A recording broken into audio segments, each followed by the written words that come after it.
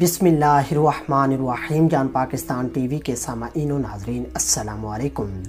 ناظرین کرام، ایک عورت کا شوہر ہر وقت کسی نہ کسی مہمان کو گھر لے آتا اور اپنی بیوی سے کہتا ان کے لیے کھانے کا انتظام کرو۔ روزانہ وہ مہمان کے لیے کھانا تیار کرتی۔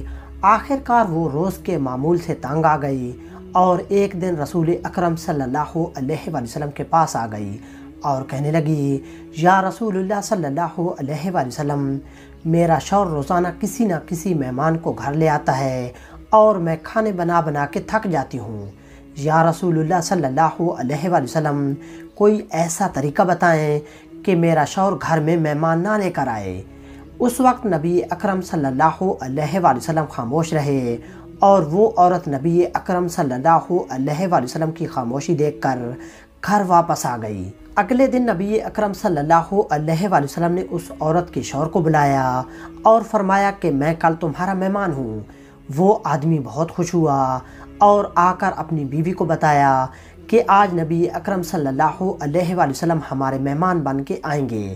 اس کی بیوی بہت خوش ہوئی اور جلدی سے اچھے کھانے بنانے لگی۔ جب نبی اکرم صلی اللہ علیہ وسلم اس عورت کے گھر آئے تو نبی کریم صلی اللہ علیہ وسلم نے اس کے شوہر سے فرمایا کہ جب میں کھانا کھا کے واپس جانے لگوں تو اپنی بیوی سے کہنا میرے گھر سے نکلنے تک پیچھے دیکھتی رہے۔ اس کی بیوی نے ایسا ہی کیا۔